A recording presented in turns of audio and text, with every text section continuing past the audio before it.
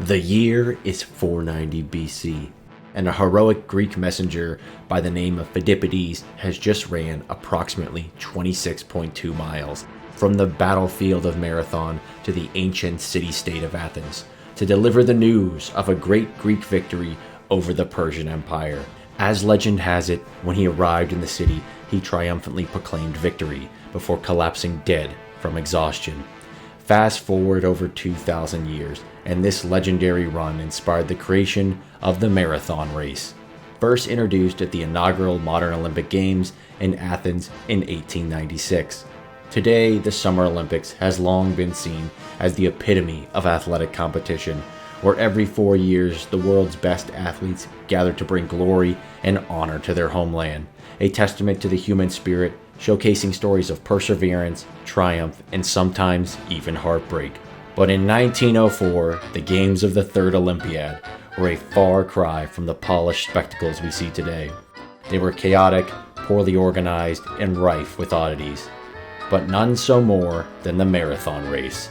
So today, lock in for a trip back to 1904 as we relive perhaps the most bizarre and outlandish competition to ever take place in Olympic history.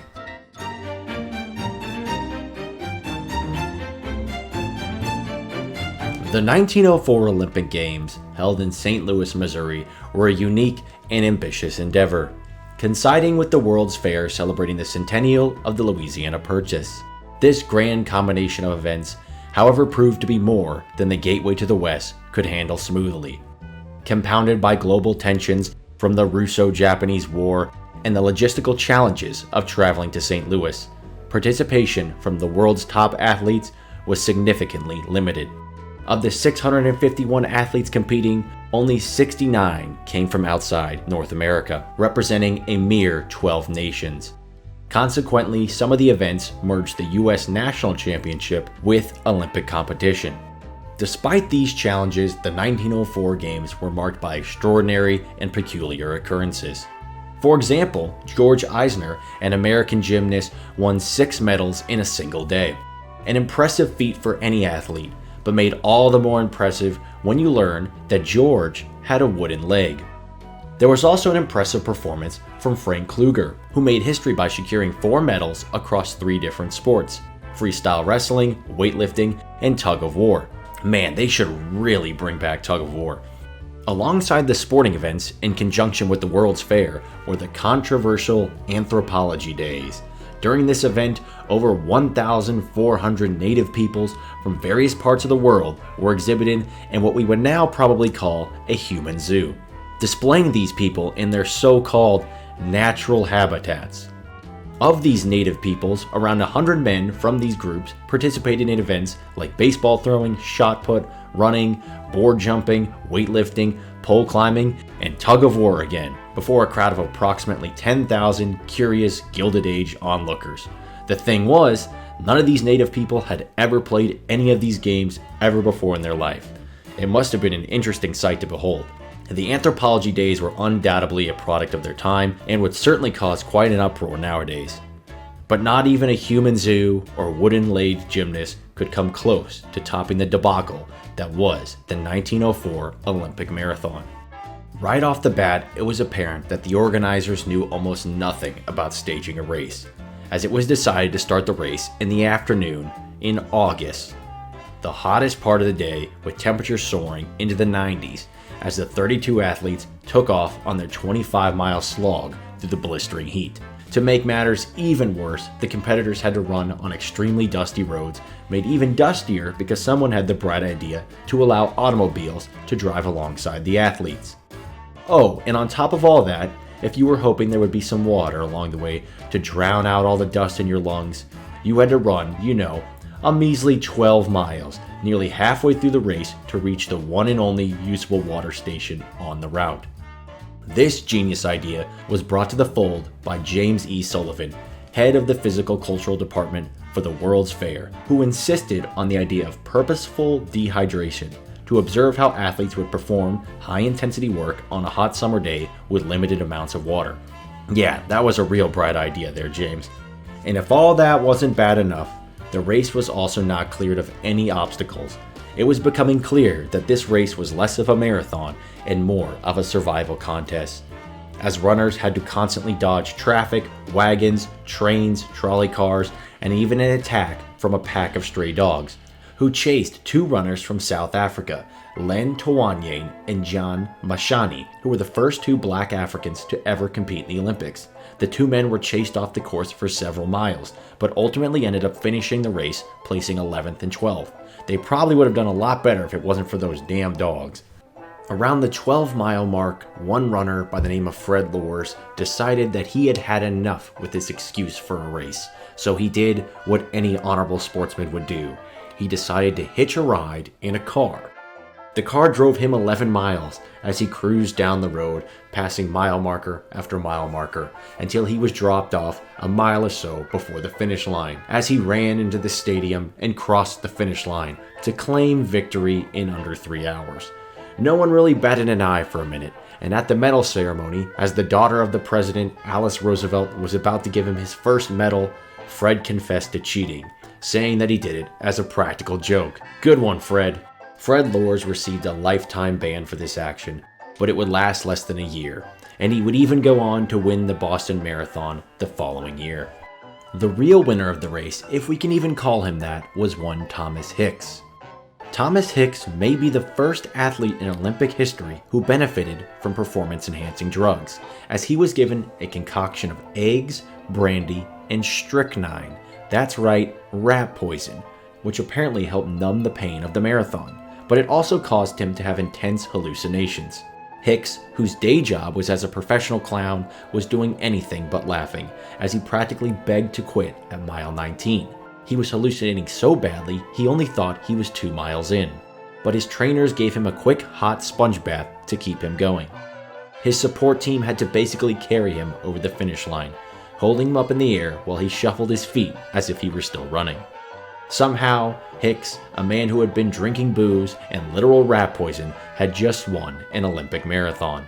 After the race, he had to be carried off the track on a stretcher, and might have died in the stadium if he had not been treated by doctors. He lost 8 pounds during the course of the race and finished with a time of 3 hours, 28 minutes, 53 seconds, the slowest winning marathon time in Olympic history by a 30-minute margin. However, the real star of the marathon was Cuban mail carrier Felix Carvajal de Sota, a short, very poor man with zero race experience but a heart full of adventure and a great mustache. Felix had arrived in America just weeks before the event in New Orleans, but after gambling all his funds away, he was forced to hitchhike the rest of the way to St. Louis. The race even had to be delayed because the impoverished and malnourished Felix had arrived wearing a long-sleeve shirt, a hat, pants, and heavy boots. A helpful Samaritan had to assist him in cutting his pants into shorts prior to the start of the race. Despite lacking race experience, Felix was no stranger to running. He had been delivering the mail on foot for years, covering thousands of miles. He had a real shot at medaling. Heck, a literal clown ended up winning gold. He had a really good shot. But Felix had a weakness. He was quite the chatty Cathy. He would constantly stop throughout the race to chat and banter with onlookers, in the hopes of improving his English. He even stopped for a snack. One reports that he stopped next to an automobile where a party of people were eating peaches and refused to give Felix one, so he stole one and ran off, gobbling the peach as he traveled down the road. Later in the race, he was once again hungry, so he stopped and plucked some apples from a nearby tree. Unfortunately for Felix, the apples were rotten, so he did what any elite athlete would do in a time of crisis during a huge event. He laid down on the side of the road and took a nap. When he finally woke up from his mid-marathon cat nap, he quickly made up ground and shockingly placed 4th overall. Blind with dust and sweat, he didn't stop when he passed the finish line. He ran another lap around the track in the stadium, and race officials had to stop him. He probably could have won the dang thing if he didn't get sidetracked so much. Following the race, he became something of a celebrity for his exploits during the 1904 marathon, as well as being Cuba's first Olympic athlete. He was even selected to go to Athens for a marathon in 1906, only he never showed up. One newspaper reported he had disappeared like a lost ship in a storm, leaving no trace. Turns out, though, he had just gotten the date wrong and ended up loitering around Italy for a few months gambling. By the time Felix arrived back in his native Cuba, the country had already mourned its first Olympian. No one, not even his family, had heard from him in months. Newspapers had even published his obituary. Now back in Cuba though, Felix once again returned to what he did best, and continued running in several more races throughout his life. Now back to 1904 though. By the time the race was eventually called, only 14 of the 32 competitors actually made it to the finish line, making this marathon the worst ratio of finishers to starters in Olympic history. One runner even nearly died, having ingested so much dust, according to reports, it had ripped the lining of his stomach and esophagus. Even some of the spectators paid the price for the mismanagement of this race, as two men in an automobile were seriously injured after they were distracted by the race, plunging their car down the side of a 30-foot embankment. The infamy of this race set in quickly. 2 days after the race, local newspapers dubbed this a man-killing event and reported that the Olympic Committee members were calling for its removal from future games. James Sullivan, the guy who insisted on no water stations, jumped on the bandwagon and quickly turned on the event, publicly decrying it and telling papers a 25-mile run is asking too much of human endurance. Sullivan's bid to end the Olympic marathon failed, and the event continued at the 1908 London Games, notably with only one 1904 competitor returning for the race, mid-packer Sidney Hatch. All the other runners did not compete, including the gold medalist Hicks. So there you have it, the 1904 St. Louis Olympic Marathon, an unforgettable chapter in the history of the Games, not for its display of athletic prowess, but for its sheer chaos and absurdity.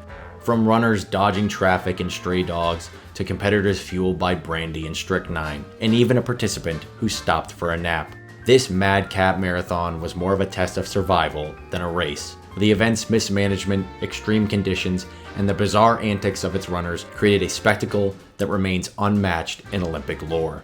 While the 1904 Games may have been a debacle, they also offered a raw, unfiltered glimpse into the resilience, craziness, and sheer unpredictability of the human endeavor. The legacy of this marathon serves as a reminder that sometimes the most remarkable stories in sports are not those with flawless victories, but of the wild and improbable journeys that lead us to the finish line. So that'll do it. Thank you so much for watching. Go ahead and leave a comment with your favorite Olympic moment. Go ahead, like, subscribe, do the whole 9 yards, and have a great day.